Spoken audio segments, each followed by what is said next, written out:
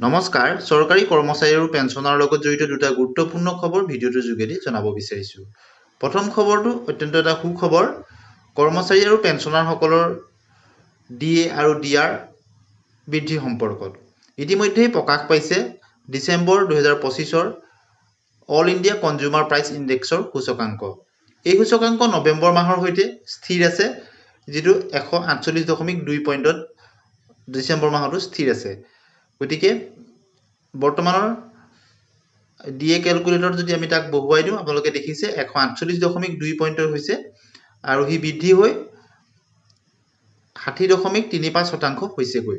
এই হিচাপত বৰ্তমানৰ 58% DA আৰু DR পৰৱৰ্তী বৃদ্ধি হৈ 60% হোৱাৰ পূৰ্ণ সম্ভাৱনা প্ৰকট হৈ পৰিল।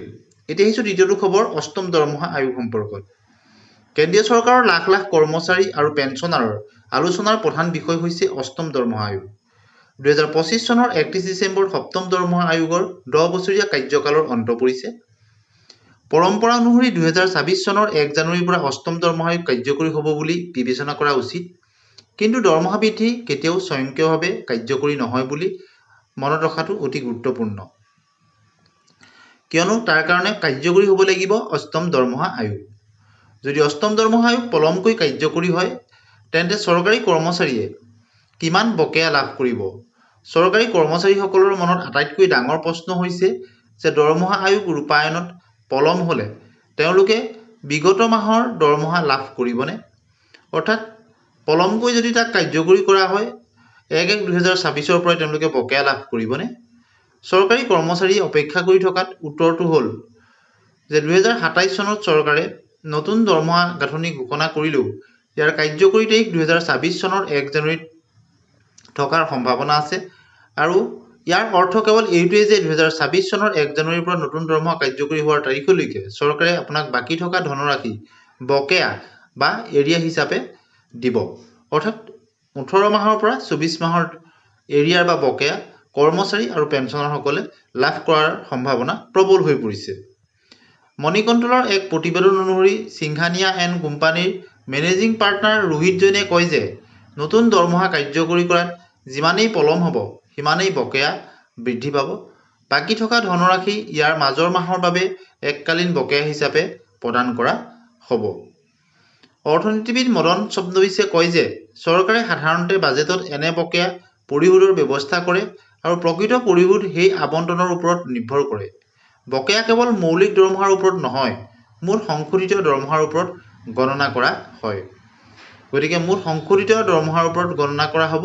গতিকে কৰ্মচাৰী আৰু পেঞ্চনাৰসকলে যথেষ্টখিনি এৰিয়াৰ বা বকেয়া লাভ কৰাৰ সম্ভাৱনা প্ৰবল। বকেয়া কেৱল মৌলিক দৰমহাৰ ওপৰত নহয়, মুঠ সংশোধিত দৰমহাৰ ওপৰত গণনা কৰা হয়। ফিটমেণ্ট ফেক্টৰ, ডিয়াৰনেছ এলাউন্স আৰু অন্যান্য ভাত্তা যোগ কৰাৰ পিছত হোৱা পাৰ্থক্যক বকেয়া বুলি গণ্য কৰা হয়। ধৰি লওক এজন কৰ্মচাৰীয়ে মুঠ মাহিলী দৰমহা 7,000 টকা তেওঁ বৃদ্ধি হ'ব অষ্টম দৰমহা আয়োগৰ পৰামৰ্শ অনুসৰি।